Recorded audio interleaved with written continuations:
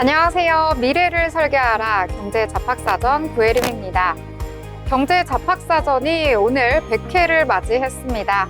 그동안 경제잡학사전을 꾸준히 시청해주시고 사랑해주신 시청자분들 감사드립니다. 앞으로도 더욱 알찬 정보 가지고 찾아뵙도록 하겠습니다. 오늘도 두 분의 아나운서와 함께 경제 이야기 즐겁게 나눠보도록 하겠습니다. 오늘은 장진현, 윤자빈 아나운서와 함께합니다. 안녕하세요. 안녕하세요. 네, 먼저 뉴욕 증시부터 살펴보고 넘어가도록 하겠습니다. 이 미증시 같은 경우에는 연일 전쟁과 같은 나날이 계속되고 있습니다. 또 한 번 등락 끝에 폭락을 하면서 마감을 했는데요. 자세한 분위기 알아보도록 하겠습니다. 자, 진현 아나운서 전해주시죠. 네, 미증시 마감 시황 전해드립니다. 도널드 트럼프 미국 대통령이 상호관세 부과를 강행한다는 방침을 재확인하면서 뉴욕 증시가 또다시 하락했습니다. 이날 뉴욕 증시 3대 지수는 트럼프 정부의 상호관세가 개별 협상을 통해 완화될 것이라는 기대감에 저가 매수세가 유입되면서 큰 폭으로 반등 출발했습니다. 나스닥 지수는 장중한 때 상승폭이 전거래일 대비 4.6% 뛰기도 했는데요. 하지만 장 마감으로 갈수록 낙폭을 키우며 결국 3대 지수 모두 일제히 하락 마감했습니다. 특히 강세로 출발했던 대형 기술주들이 대체로 이 하락 마감을 했는데 지수 상황 보시면 다우 지수 0.84% 하락하며 37,645.59포인트로 종가 형성했고요. 나스닥 지수 2.15% 가장 큰 폭으로 떨어졌습니다. 15,267.91포인트로 거래에 마쳤습니다.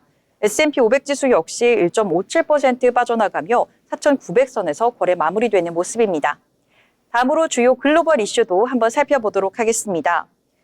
미국이 중국에 대한 고율의 보복 관세를 전격적으로 시행합니다. 도널드 트럼프 대통령은 중국의 보복 조치에 대응해 현지 시간 9일 0시 1분부터 중국산 제품에 대해 104%의 관세를 부과하기로 결정했습니다. 캐롤라인 레비 백악관 대변인은 8일 브리핑에서 트럼프 대통령이 예고했던 50%의 추가 관세가 9일부터 시행된다고 재확인했는데요. 레비 대변인은 미국은 맞으면 더 세게 맞받아친다며 그것이 104%의 관세가 시행되는 이유라고 강조했습니다. 중국은 이에 대해 단호히 반대한다며 강하게 비판한 것으로 전해졌습니다. 이런 가운데 미국의 스콧 베센트 재무장관이 중국의 보복 관세 조치를 강하게 비판했습니다. 베센트 장관은 현지 시간 8일 CNBC 인터뷰에서 중국의 보복은 큰 실수라며 중국은 매우 불리한 게임을 하고 있다고 말했습니다. 그는 중국이 마치 가장 약한 투페어를 들고 포커 게임에 나서는 셈이라며 중국이 미국에 부과할 수 있는 관세는 제한적이며 미국은 잃을 것이 거의 없다고 주장했습니다. 이번 관세 조치의 핵심은 중국을 포함한 주요 무역 파트너들을 압박해 미국과의 공정한 거래를 유도하고 자국 내 일자리를 창출하겠다는 데 있습니다. 베센트 장관은 또 이번 조치가 환율 조작이나 유럽의 부가가치세, 비관세 장벽처럼 교묘하게 숨겨진 무역 장벽에도 대응하는 조치라고 강조했습니다. 다음 소식도 살펴보겠습니다. 도널드 트럼프 미국 대통령의 퍼스트버디로 불리는 일론 머스크가 최근 관세 철회를 호소했지만 받아들여지지 않았다는 보도가 나왔습니다. 워싱턴 포스트 현지 시간 7일 머스크가 트럼프 대통령에게 신규 관세 철폐를 요청했지만 실패했다고 전했는데요. 머스크가 이끄는 테슬라는 관세 정책의 여파로 주가가 올해 들어 38% 넘게 하락했습니다. 그는 북미와 유럽 간 자유무역지대의 필요성을 강조하며 트럼프의 관세 정책에 반대 입장을 밝혔습니다. 마지막 소식까지 살펴보겠습니다. 마지막은 암호화폐 관련된 이슈인데요. 미국 법무부가 이 암호화폐 범죄 전담 조직인 국가암호화폐 집행팀 NCAT를 해체했습니다. 트럼프 행정부의 친암호화폐 기조를 반영한 조치로 해석되는데 이번 결정은 지난 1월 트럼프 대통령이 서명한 암호화폐 정책 개편 행정명령에 따른 것으로 즉시 효력이 발휘됩니다. NCAT는 2021년 바이든 정부 시절 설립돼 디지털 자산 범죄를 다뤄왔습니다. 법무부 부장관이자 트럼프 대통령의 전 변호인인 토드 블랑치는 법무부는 교제기관이 아니다라며 이전 행정부를 비판했습니다. 업계는 NCAT 해체가 미국의 암호화폐 규제 정책의 전환점을 의미한다고 보도했습니다. 이렇게 글로벌 이슈 전반적으로 짚어봤는데요. 다음으로 히트맵 통해 종목별 움직임도 짚어보도록 하겠습니다. 대형 기술주를 중심으로 강하게 빨간불을 켜내는 모습입니다. 섹터별로 보셔도 장 초반에는 상승 흐름을 보였지만 결국 모든 섹터들이 하락 전환했습니다. 중국과 가장 연관이 있는 원자재 섹터는 3% 가까이 빠져나갔고 상승을 시도했던 금융주 역시나 힘이 빠지며 JP모건, 버크셔 해서웨이를 제외하고는 일제히 빨간불을 켜냈습니다. 특히 대형 기술주 이 매그니피센트 세븐 기업들이 일제히 하락세를 연출했는데요. 이 내용 조금 더 자세하게 알아보도록 하겠습니다. 먼저 아이폰 제조업체 애플은 미중 관세 전쟁 격화에 또다시 5%대 하락 마감했습니다. 트럼프 대통령이 지난 2일 주요 교역국을 대상으로 한 이 상호 관세 발표 이후 전날까지 지난 3일간 주가가 19% 급락하며 닷컴 버블 붕괴 이후 최악의 하락이라는 평가가 나오고 있는 상황인데요. 이날 또다시 하락하면서 사거래일 동안 주가 하락폭은 23%로 확대됐습니다. 관세 부과가 아이폰 등 주요 기기 생산에 대해 중국 의존도가 큰 애플에는 부담이 가중될 것에 투자자들이 우려감을 표시하는 모습인데요. UBS 분석가들은 아이폰 16 프로맥스의 미국 내 가격이 최대 $350까지 오를 수도 있다고 분석했습니다. 이날의 하락세로 인해 애플은 시총 1위 자리를 마이크로소프트에게 내주는 모습을 연출했습니다. 한편 마이크로소프트는 역시 이날 0.92% 하락하며 최근 4일간 7% 하락세를 그려냈는데요. 하지만 월가는 M7의 마이크로소프트를 관세 불확실성에서 비교적 보호받는 기업 중에 하나라고 평가했습니다. 마이크로소프트가 생성형 AI 기술 발전이 과소평가되고 있다는 분석과 함께 이 RBC 캐피털은 최고 추천 AI 종목으로 선정하기도 했는데 전문가들은 최근 주가 부진을 매수 기회로 보고 있으며 마이크로소프트의 AI 시장 확장성과 하이퍼 자동화 진출 가능성에 주목하고 있습니다. 엔비디아는 1.37% 하락했습니다.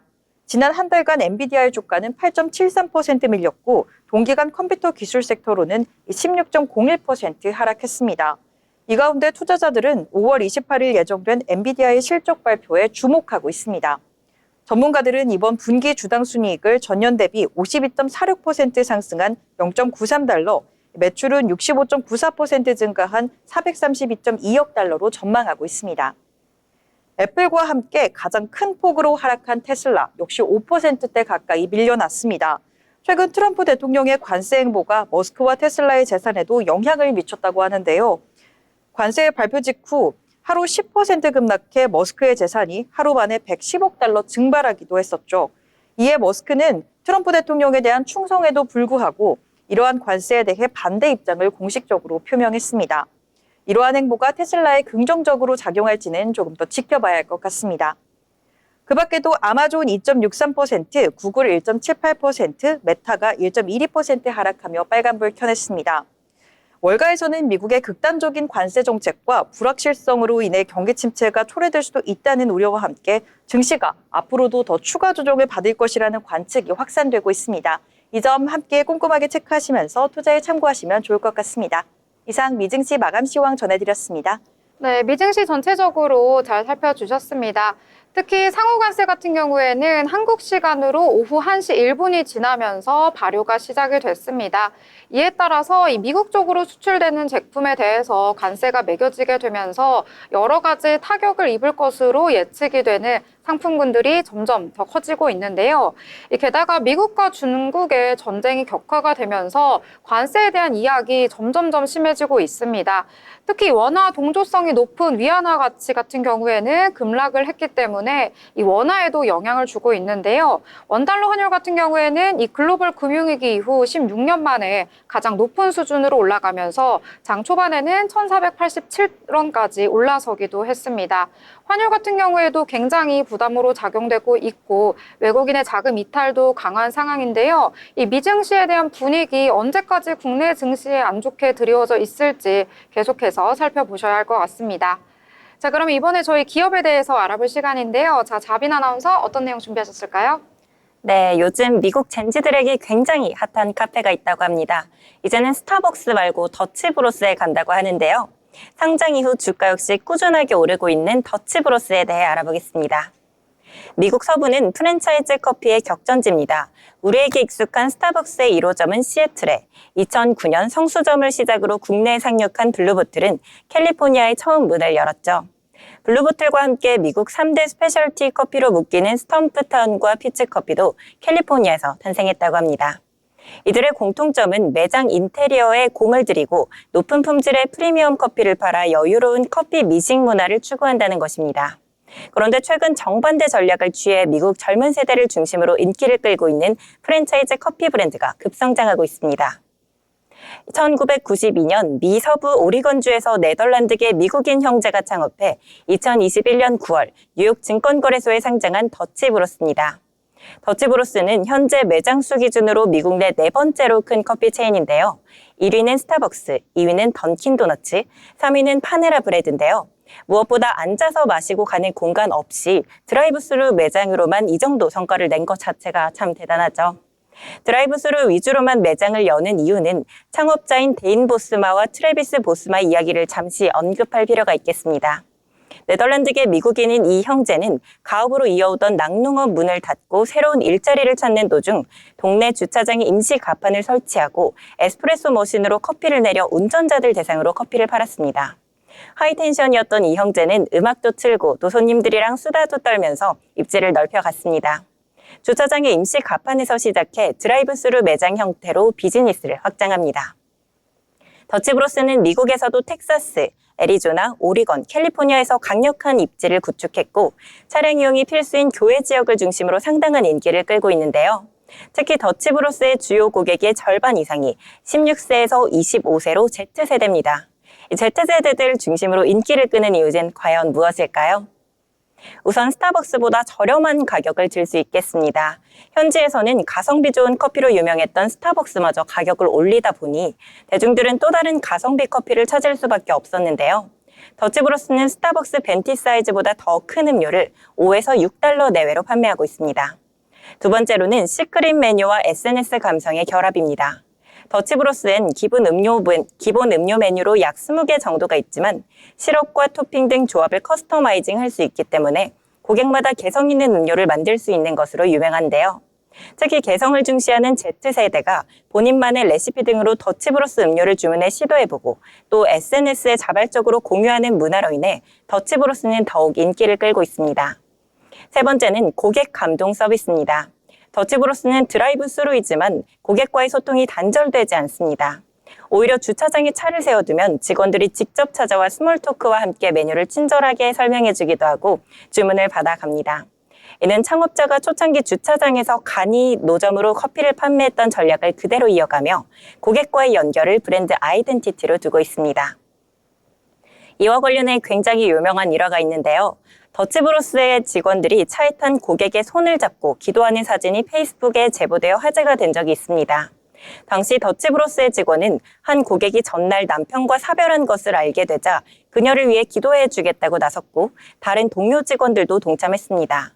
이 광경을 목격한 다른 고객은 사진을 찍어 페이스북에 올렸고 더치브로스의 일화는 온라인상에서 급속도로 확산되며 고객을 위해 기도해주는 카페라고 유명해졌습니다. 더치브로스는 직영으로만 매장을 운영합니다. 최소 3년 이상 일한 직원들에게만 매장을 낼 수 있는 기회가 주어지는데요. 이때 본사는 대외적인 비용을 모두 부담합니다. 가맹점주는 기초적인 비용만 부담하고 영업을 시작할 수 있는데요.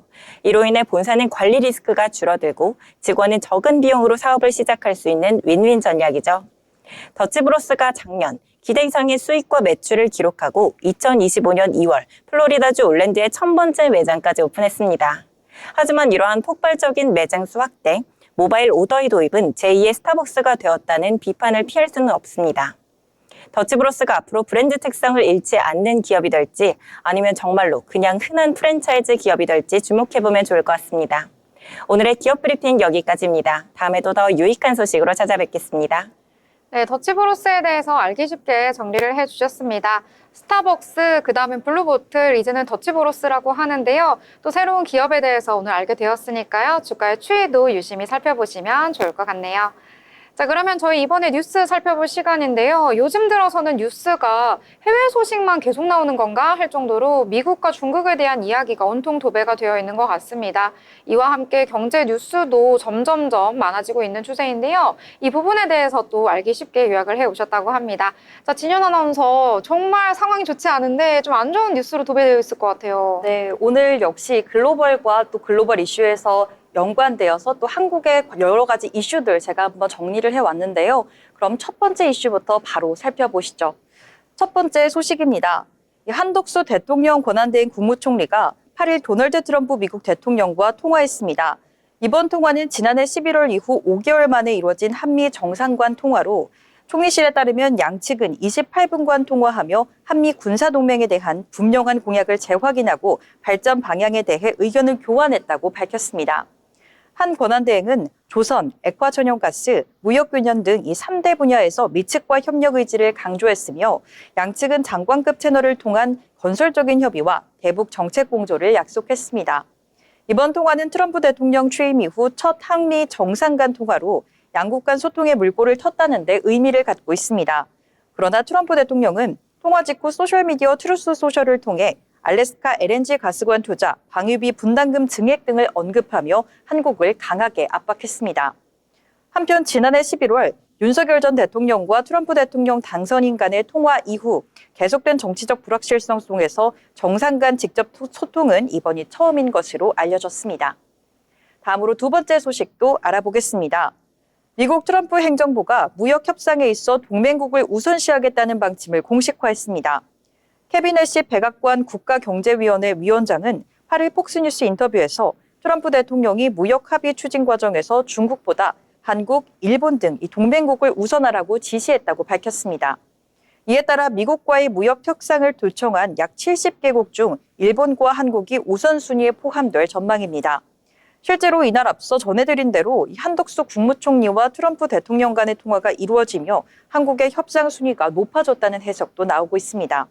스콧 베센트 미국 재무장관은 CNBC 방송을 통해 상호관세 정책 덕분에 미국의 유리한 무역 협상이 가능해질 것이라고 밝혔으며 알래스카 에너지 프로젝트에 한국, 일본, 대만 등이 참여할 것으로 기대가 된다고 말했습니다. 특히 이들 국가가 에너지 생산물을 대량 수입하고 자원 지원을 통해 미국 내 일자리 창출과 무역 격차 해소에 기여할 수 있다고 강조했습니다. 세 번째 소식입니다. 기준금리는 내렸지만 주택담보대출 금리는 좀처럼 내려가고 있지 않습니다.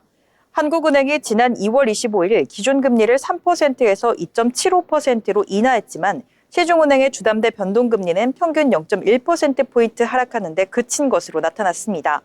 반면 정기예금 금리는 기준금리 인하폭만큼 떨어지며 예대 금리차는 1.5%포인트까지 벌어졌습니다. 8일 기준 5대 시중은행의 주담대 금리는 인하폭은 0.14%포인트에 불과합니다. 같은 기간 정기예금 금리는 2.75에서 2.85%로 하락하며 3%대 금리는 사라졌습니다. 은행들은 유주택자의 신규 주담대를 막고 전세대출 조건도 까다롭게 조정하고 있습니다. 하나은행은 다자녀 가구 우대금리 혜택을 축소했고 SC제일은행은 서울 지역 주택 구입 목적의 주담대를 중단했습니다. 이처럼 예금 금리는 빠르게 내리고 대출 금리는 버티는 상황에 이자 장사 논란도 거세지고 있습니다. 금융당국은 예대금리차 실태 점검에 나섰지만 조기 대선 국면에 접어들며 압박의 실효성에는 의문이 제기되고 있습니다. 전문가들은 새 정부 출범과 7월부터 적용될 총부채 원리금 상환 비율, 이른바 스트레스 DSR 3단계 시행 등을 감안할 때 당분간 주담대 문턱은 더 높아질 것으로 내다보고 있습니다. 네 번째 소식입니다. 삼성전자가 올해 1분기 영업이익 6조 6천억 원을 기록하며 시장 예상치를 크게 웃돌았습니다. 갤럭시 S25 판매 호조와 함께 디램 출하가 안정적으로 이어지며 메모리 업황 회복도 기대가 커지고 있습니다. 8일 삼성전자는 연결 기준 올해 1분기 매출 79조 원, 영업이익 6조 6천억 원의 잠정 실적을 공개했는데 이 영업이익의 증권가 컨센서스를 33% 넘게 상회했으며 매출도 전년 대비 9.8% 증가했습니다. 이 같은 실적은 스마트폰 판매 호조와 함께 디램 낸드 가격 반등 그리고 중국의 교체 수요 정책 영향이 컸던 것으로 풀이됩니다. 또 미국의 관세 우려에 선제적으로 수요가 몰린 점도 주요했습니다. 1분기에는 갤럭시 S25 흥행 덕분에 MX 사업부가 4조 원 이상의 영업이익을 낸 것으로 추정되며 메모리 중심의 DS 사업부도 일부 회복세를 보였는데 다만 2분기 이후 전망은 다소 엇갈립니다. 미국의 관세 리스크와 글로벌 수요 위축 가능성이 변수가 될 것으로 보여지는데 반도체가 현재는 관세 대상에서 제외됐지만 트럼프 대통령의 추가 부과 가능성의 발언은 우려를 키우고 있습니다. 전문가들은 HBM 공급 확대와 함께 미국과의 통상 환경 변화에 유연하게 대응하는 전략이 삼성의 실적 여부를 좌우할 것이라고 분석하고 있습니다. 다음으로 마지막 소식까지 살펴보도록 하겠습니다. 미국 기업들이 고율의 관세 부담을 피하기 위해 신고 가격을 낮추거나 거래 구조를 바꾸는 등 다양한 꼼수 전략을 활용하고 있는 것으로 나타났습니다. 현지 시간 7일 파이낸셜 타임스는 미국 내 일부 컨설팅 업체들이 기업들의 관세 회피를 위한 다양한 조언을 하고 있다고 보도했습니다. 가장 대표적인 방법은 수입품의 신고 가격을 전략적으로 낮추는 방법으로 실제 미국 회계법인 RSM의 무역 자문 책임자는 제품 가격을 $100에서 $90로 낮추면 25% 동일한 관세율에도 부담이 줄어든다며 비용 절감 효과를 강조했습니다. 이 밖에도 공급업자에게 지급하는 금액을 두 항목으로 나누어 일부에만 관세 대상으로 신고하거나 광고 환촉비를 제품 가격에서 분리하는 방법도 거론되고 있습니다. 글로벌 회계법인 EY는 제품 가격에 포함된 로열티를 별도로 분리하는 방식도 제시하고 나섰습니다. 하지만 이 같은 방식은 기존의 세금 회피 전략과 충돌할 수 있다는 지적도 나오고 있습니다. 미국 PwC는 관세 절감 전략과 세금 절감 전략이 상충할 수 있어 균형이 필요하다고 밝힌 바 있습니다. 또 KPMG는 이런 가격 조정 전략은 구조가 복잡해 자칫하면 세관의 정밀조사 대상이 될 수 있다며 주의를 당부했습니다. 지금까지 뉴스 브리핑 전해드렸습니다. 네, 여러 가지 경제 뉴스들 정리를 해주셨습니다. 특히 이 처음이라고 하는데요. 이 미국과 우리 국내에 이 한덕수 대통령 권한대행 국무총리와 도널드 트럼프 미국 대통령과의 통화가 있었다고 합니다. 이에 따라서 특정 섹터는 이 수혜를 받을 것으로 기대가 되면서 오르기도 했는데요. 이러한 부분에 대해서도 저희가 잠시 후에 자세히 짚어보도록 하겠습니다. 더불어 본 방송에서 제공하는 정보는 투자 판단을 위한 조언일 뿐 해당 종목의 가치, 상승과 하락에 대해서는 보장하지 않습니다.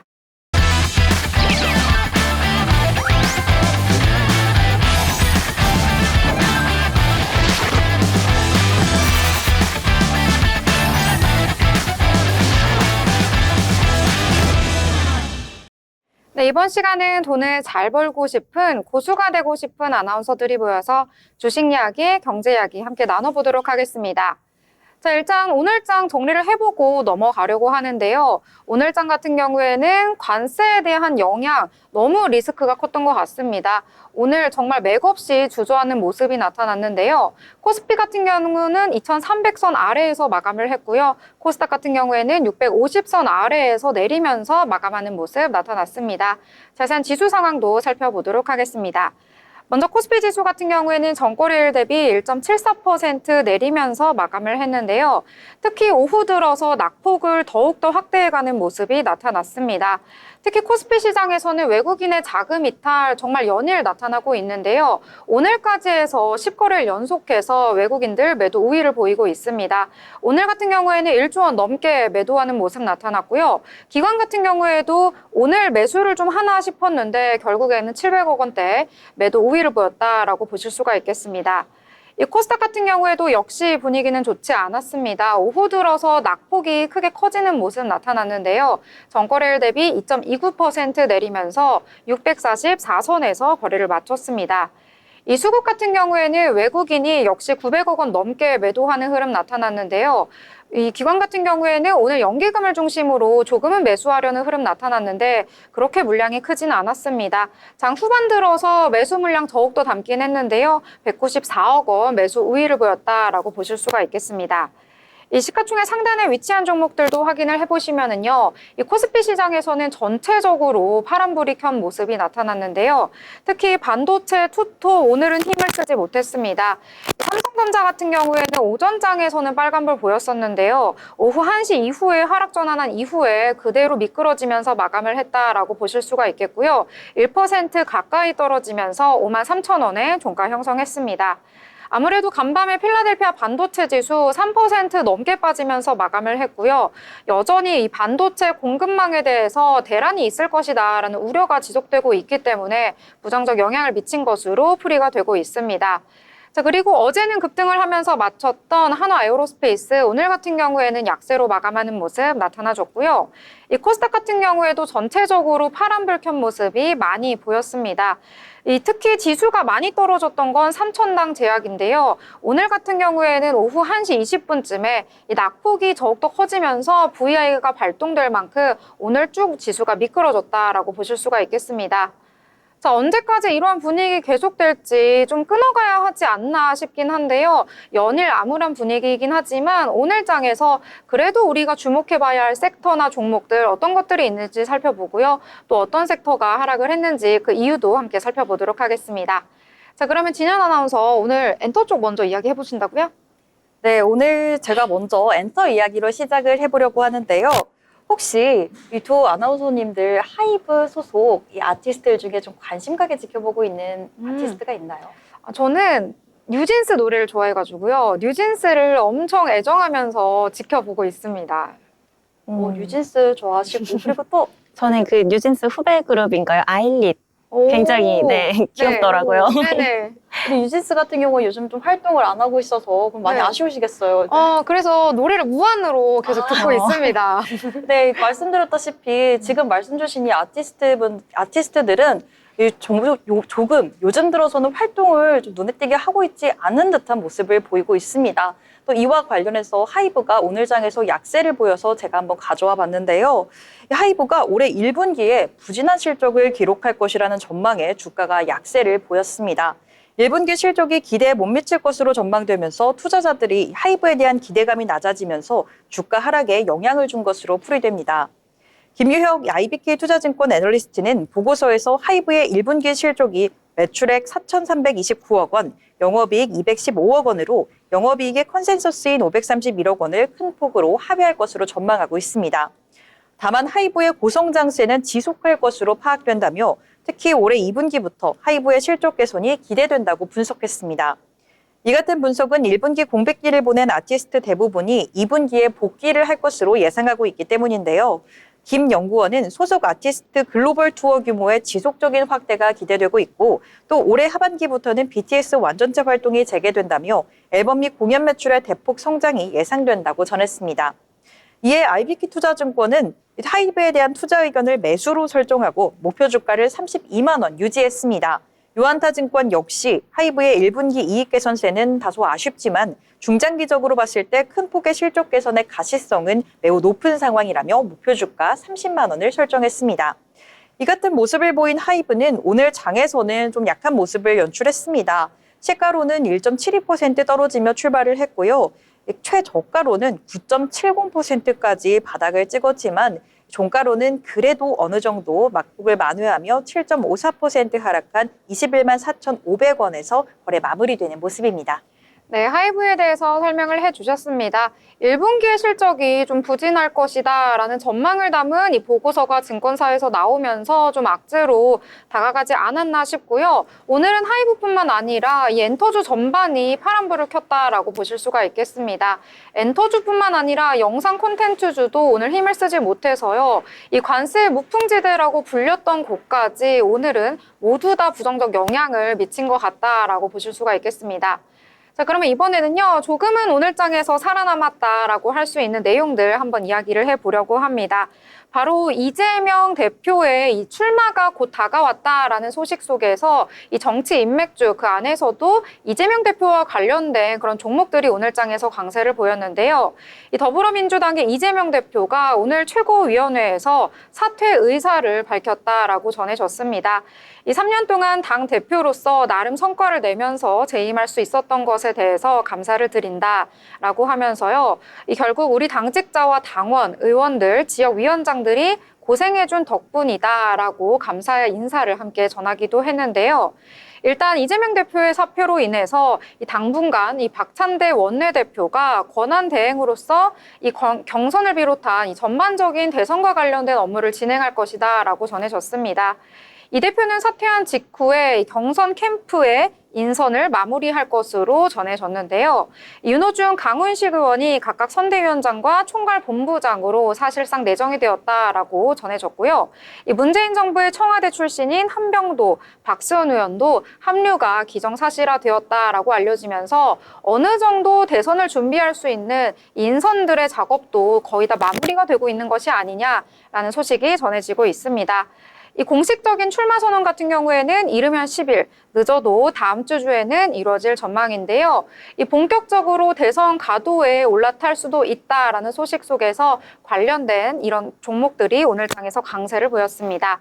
이 디젠스 같은 경우에는 오늘장에서 16%대 두 자릿수의 상승률 보여줬고요. 오리엔트 바이오는 9%대 상승, CS는 7.84% 상승을 했고요. 그동안 급등락을 많이 보여줬던 오리엔트 전공 같은 경우에는 장 초반에 강세 보였었는데 후반 들어서 힘이 좀 빠지다가요. 장 막판에 조금은 힘을 내주면서 강보합선에서 마감이 됐다. 이렇게 정리를 해보도록 하겠습니다. 자, 이렇게 정치 인맥 쪽까지 함께 알아봤고요. 이번에는 이 트럼프 대통령과의 통화 속에서 오늘장에서 강세를 보인 테마 함께 이야기를 해보려고 하는데요. 제일 먼저 이걸 물어보려고 했다가 지금 물어보는데 네. 어떤 내용 준비하셨나요? 네, 말씀 주신 대로 제가 조금 전 이 뉴스 브리핑에서 소개를 해드렸다시피 한덕수 대통령 권한대행과 도널드 트럼프 미국 대통령이 정상 간 통화를 했다고 말씀을 드렸었죠. 네, 이날 통화에서 이 알래스카 가스관 사업을 언급했다라는 소식이 전해지면서 이 관련 종목들이 시장에서 오늘 강세를 보였습니다. 특히 넥스틸은 장중한 때 13,370원까지 오르기도 하며 강한 상승 흐름을 보였는데요. 이외에도 동양철과는 오늘 상한가를 터치하기도 했었죠. 휴스틸은 10.85%, 포스코 인터내셔널과 한국가스공사도 각각 6.59%, 3.69% 상승세를 나타냈습니다. 트럼프 대통령은 한국 시간으로 전날 저녁 약 28분간 한 권한대행과를 통화했으며 이는 트럼프 2기 행정부 출범 이후 한미 정상 간의 첫 공식 소통으로 알려졌습니다. 트럼프 대통령은 지난 3월 의회 연설에서도 한국이 알래스카 가스관 프로젝트에 참여하길 희망한다고 밝힌 바 있어 향후 협력 가능성에 대한 기대감이 오늘 주가에 반영된 것으로 풀이됩니다. 이 같은 기분 좋은 소식에 오늘 장에서 넥스틸은 연일 좋은 모습을 보였는데요. 넥스틸은 시가로도 10.34% 튀어오르며 출발을 했습니다. 종가로도 그 상승세를 이어가며 26% 넘는 상승세를 보이며 오늘 강한 매수세와 함께 강한 모습을 연출을 했는데요.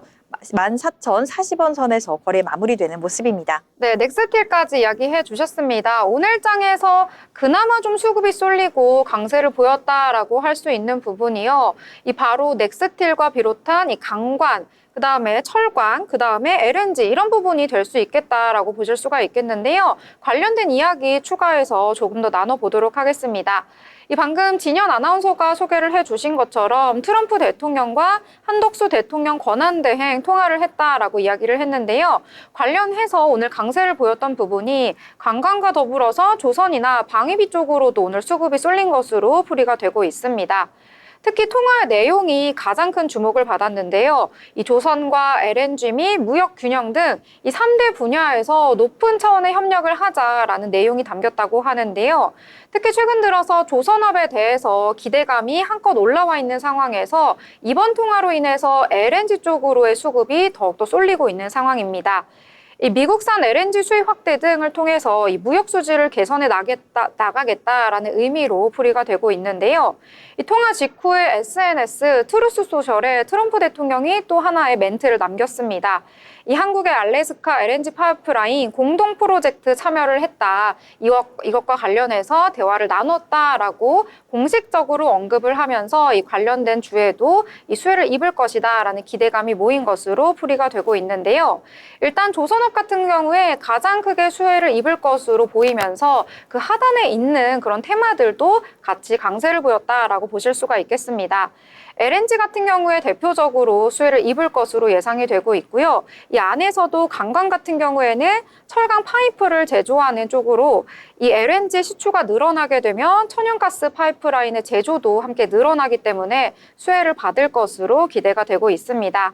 자, 그리고 피팅 밸브 같은 경우에는 이러한 파이프라인들을 연결해주는 기능을 하거든요. 그렇기 때문에 거의 가스 또는 유체 등을 이동시키는 시스템에서 필수로 사용이 된다라고 보실 수가 있겠습니다. 자, 그리고 가장 궁금한 건 이와 관련된 종목이시겠죠. 특히 관광 같은 경우에는 방금 소개해주신 넥스틸과 비롯해서 대동스틸 같은 경우에 오늘 상한가를 기록했고요. 뒤에 스틸자가 붙은 그러한 종목들이 오늘 장에서 강세를 보였습니다. 자, 그리고 피팅 밸브 같은 경우에는 한선 엔지니어링, 화성 밸브, DK락 같은 종목들이 오늘 장에서 주목을 받았다. 이렇게 정리를 해보도록 하겠습니다. 자, 이번에는 또 다른 내용들 함께 이야기 나눠보려고 하는데요. 자, 진현 아나운서 또 어떤 내용일까요? 네, 증시가 이렇게 불안정하다 보니 원달러 환율 또한 고환율로 크게 요동치고 있습니다. 원달러 환율 1,490원까지 목전에 두고 있어 고환율 부담이 커지고 있는 가운데 항공주가 이에 대해 일제히 하락세를 보였는데요. 대한항공은 전일 대비 1.47% 하락을 했고요. 이 한진칼과 아시아나항공 역시 각각 4.14%, 2.33% 오늘 장에서 약한 모습을 보였습니다. 특히나 제주항공은 3.68%, 에어부산 3.27%, 티웨이항공이 3.10% 하락하는 등 저가 항공사의 낙폭이 유독 대형항공사에 비해 더 큰 모습을 보였습니다. 서울 외환시장에서 원달러 환율은 오전 9시 5분 기준으로 전일보다 13.7원 오른 1,486원 선에서 거래되며 2009년 3월 이후 최고 수준을 기록했습니다. 항공업계는 항공유, 항공기 임대료와 정비비 등 대부분의 비용을 달러로 지불하는 만큼 고환율로 인한 비용 압박이 더욱더 커지고 있는 것으로 풀이됩니다. 여기에 미국발 관세 정책의 불확실성과 글로벌 무역 갈등까지 더해지며 항공사 수익성에 대한 이 투자 심리가 더욱더 위축된 상황인데요. 상상인증권의 이서연 연구원은 중국발 미국행 화물에 대한 무관세 혜택 폐지 등으로 항공화물 실적의 불확실성이 커지고 있다며 중립 의견을 내세우기도 했습니다. 이 같은 흐름에 오늘 진에어 같은 경우에는 하락세를 좀 보이고 있는데요. 오늘 장에서도 출발부터 하락 출발을 했습니다. 0.23% 하락하며 출발을 한 이 진에어는 종가로는 5.16% 떨어진 8,270원에서 거래를 마무리되는 모습입니다. 네, 오늘 진에어 같은 경우에는 약세로 마감을 했습니다. 이 원달러 환율 같은 경우에는 정말 최악의 수준까지 보이고 있다라고 보실 수가 있겠는데요. 일각에서는 1,500원을 넘을 수도 있다라는 의견이 제기되고 있기도 합니다. 자, 그러면 이번에는 인물에 대해서 알아볼 시간이죠. 자, 인물 또 어떤 인물일지 궁금한데요. 오늘은 또 약간 코인 쪽 관련해서 알아보셨다고요? 네, 오늘은 전 세계를 뒤흔들고 있는 비트코인의 창시자죠. 나카모토 사토시에 대해 알아보겠습니다. 나카모토 사토시는 미국발 금융위기가 휘몰아친 2008년 비트코인 개인 간 전자화폐 시스템이라는 제목의 9쪽짜리 논문을 세상에 공개했습니다. 그리고 2009년 블록체인 기술을 이용하여 최초의 가상자산인 비트코인을 만들게 됐는데요. 2008년 당시 리먼 브라더스 사태가 터지자 나카모토 사토시는 중앙집권화된 금융시스템의 위험성을 인지한 이후 중앙화된 기관에 의존하지 않는 P2P 디지털 캐시 시스템을 만들기 위해 암호학적인 메커니즘으로 작업 증명에 기반한 블록체인을 제안했습니다. 이후 2009년 첫 번째 비트코인 블록이 체결된 직후 나카모토 사토시는 이런 말을 남겼습니다. 전통적인 화폐의 근본적인 문제는 신뢰를 기반으로 하는 것이다. 중앙은행이 화폐의 가치를 함부로 훼손하지 않으리라는 신뢰가 있어야 하는데 법정 화폐의 역사를 보면 그 신뢰가 무너진 경우가 너무 많다. 비트코인은 데이터를 나타내는 최소의 단위 비트와 주화의 코인의 합성어입니다. 실물이 존재하지 않는 디지털 화폐이기 때문에 가상화폐 또는 암호화 기술을 사용하기 때문에 암호화폐로 불리고 있는데요.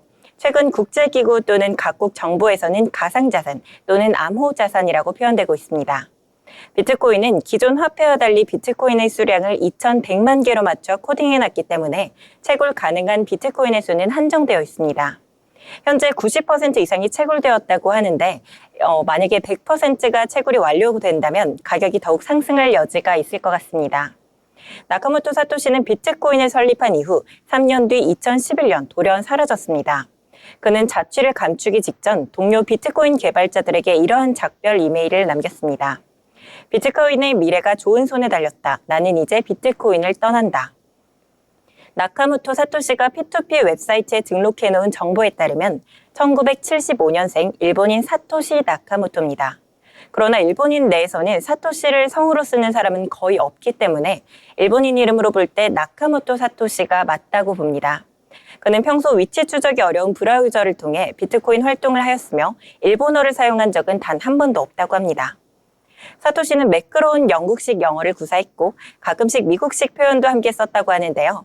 그의 성별, 나이, 거주자, 이름 등 어떤 것이 진실인지 확실하게 밝혀진 것은 아무것도 없습니다.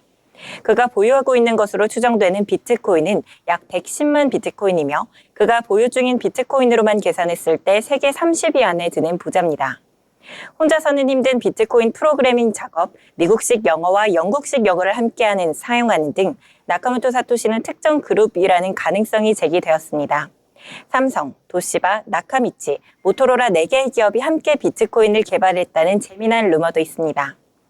나카모토 사토시가 베일에 가려진 이유는 일본 야쿠자의 일원이라는 루머가 있는데요. 그는 야쿠자의 일원으로 자금 세탁을 이유로 비트코인을 개발했다는 등의 추측성 루머가 난무합니다. 이외에 스스로 나카모토 사토시라고 주장하는 사람들도 매년 있습니다. 두 번째로 비트코인 채굴자이며 최초의 비트코인 수령자로 알려진 세계적인 컴퓨터 공학자이자 암호학자인 할피니는 생전에 사토시가 아니냐는 의혹을 굉장히 많이 받았습니다. 그러나 피니는 스스로 사토시가 아니라고 해명하였으며 유품인 노트북에서 사토시와 주고받은 이메일이 발견되기도 했습니다. 결정적인 것은 피니와 사토시는 활동 시간이 달랐고 할피니는 생전에 루게릭병을 앓아 신체 대부분을 움직이지 못했는데 그 와중에 자신의 업적을 숨기고 가상의 인물을 조작하기에는 좀 말이 안 되는 것 같습니다. 2014년 미국의 뉴스위크는 비트코인의 얼굴이라는 커버 스토리 제작을 위해 2달에 걸친 탐사와 인터뷰를 통해 사토시를 추적했고 LA에 거주 중인 당시 60대 일본계 엔지니어 도리안 나카모토를 사토시로 지목했습니다. 당시 도리안 집을 경찰과 함께 찾아가기도 했다는데요. 인터뷰를 요청하며 사토시 나카모토가 맞냐는 질문에 도리안은 당황하며 더 이상 비트코인 프로젝트에 참여하지 않고 있다. 이제는 다른 사람들이 맡고 있다라고 대답을 했다고 합니다. 기자는 이를 두고 도리안이 사토시임을 자백한 걸로 받아들였습니다. 이후 보도가 나간 직후 도리안 나카모토는 기자회견을 통해 나는 그냥 엔지니어일 뿐 비트코인과 전혀 상관이 없는 사람이라고 해명했습니다. 다음날 온라인 한 커뮤니티에는 진짜 사토시 나카모토가 도리안은 진짜가 아니다라는 짧은 성명만 게시한 채 다시 호련히 사라지는 소동이 벌어지기도 했습니다.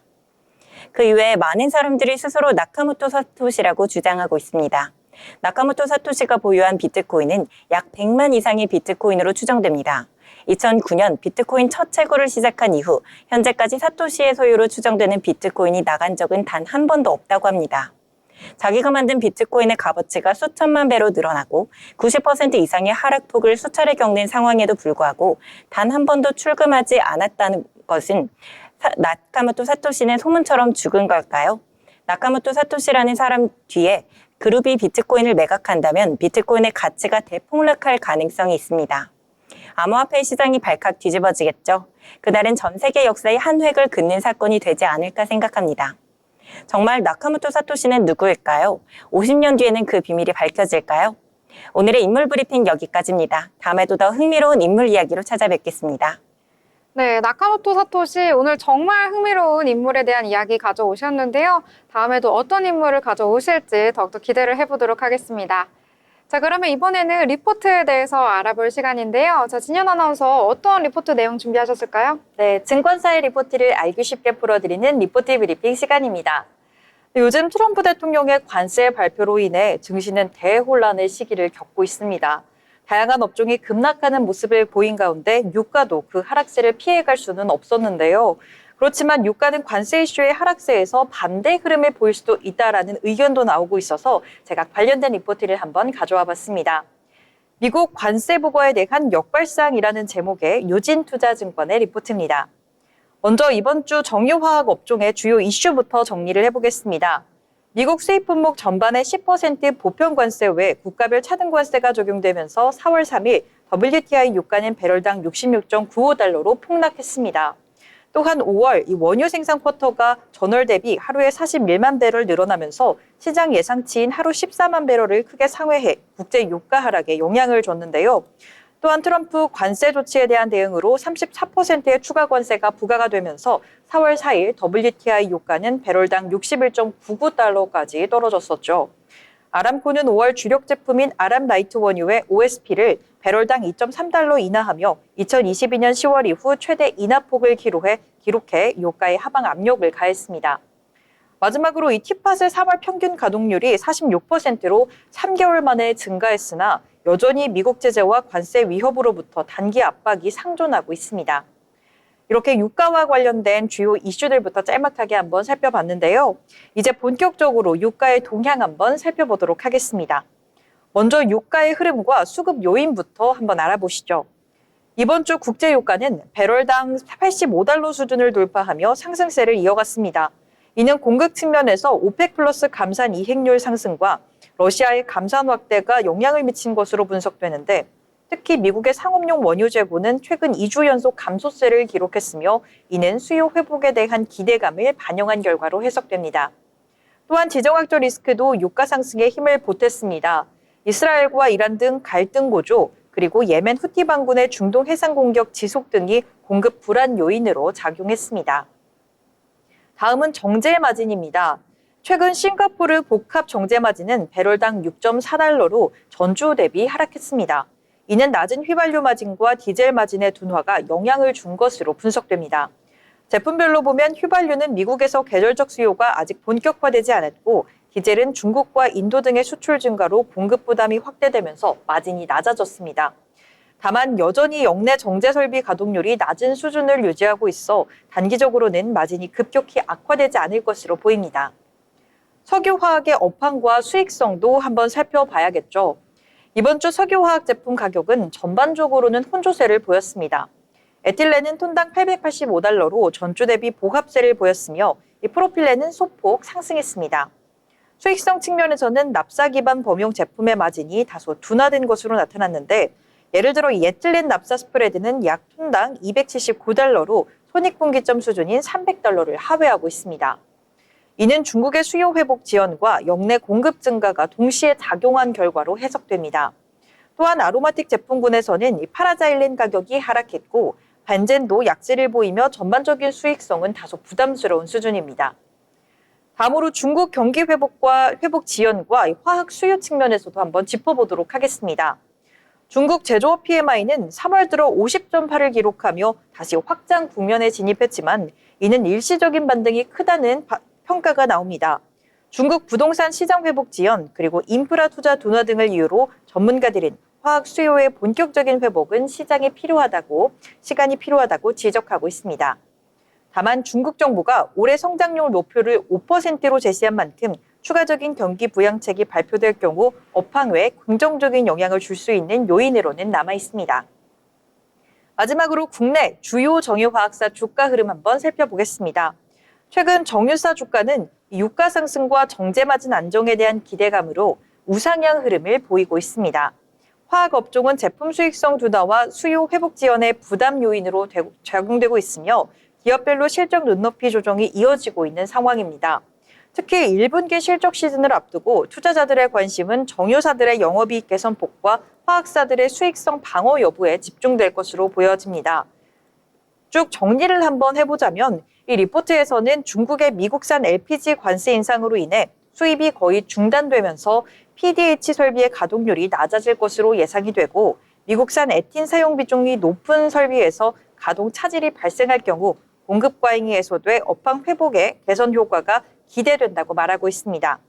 또한 오펙의 원유 증산 결정으로 나프타 가격이 하락하면서 석유화학 업계의 원가 부담이 완화되는 긍정적 요인으로 작용할 것으로 보고 있는데요. 이 두 가지 요소가 단기적인 하락 압력에도 불구하고 업계에는 역발상으로 긍정적 영향을 줄 수 있다는 점을 시사하고 있습니다. 이 부분들 함께 체크하시면서 현재 불안한 시장 상황 속에서도 대응 전략 꼼꼼하게 세워보시면 좋을 것 같습니다. 이상 투자 리포트 전해드렸습니다. 네, 오늘 투자 리포트는 조금은 새로운 관점이 아닐까 싶습니다. 미국의 관세를 너무 무서워하지 말고 역발상을 해서 내가 기회로 포착할 수 있는 곳 한번 살펴보면 좋을 것 같다라는 내용인데요. 오늘 내용 투자하실 때 꼼꼼하게 정보로 활용하시면 좋을 것 같습니다.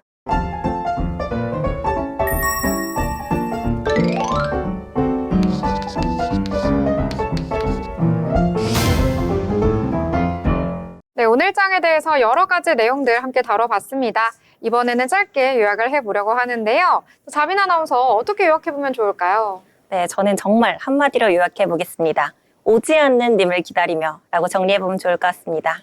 네, 예쁜 꽃 원피스를 입고 오지 않는 님을 기다리며 라고 정리해 주셨고요. 자, 진현 아나운서 어떻게 좀 정리를 해볼까요? 네, 저는 과연 이 치킨 게임의 승자는? 이라고 정리를 해보고 싶은데요. 과연 이 중국과 미국의 치킨 게임 속에서 승자가 누가 될지 귀추가 주목되고 있습니다. 네, 치킨 게임의 승자 누가 될지 정말 기다려 보도록 하겠습니다. 자, 저는 오늘장 미국 관세의 늪이라고 정리를 해보도록 하겠습니다. 이 늪에 빠진 것 같은 증시인데요. 언제쯤 벗어날지, 언제쯤 이 탈출구를 찾을 수 있을지 함께 지켜보면서 저희 방송도 함께 하도록 하겠습니다. 자, 100회 방송 여기서 마무리 짓도록 하겠습니다. 저희는 내일 더 알찬 소식 가지고 찾아뵙도록 하겠습니다. 내일도 계속해서 시청해 주시길 바라겠습니다. 시청해 주신 여러분 고맙습니다.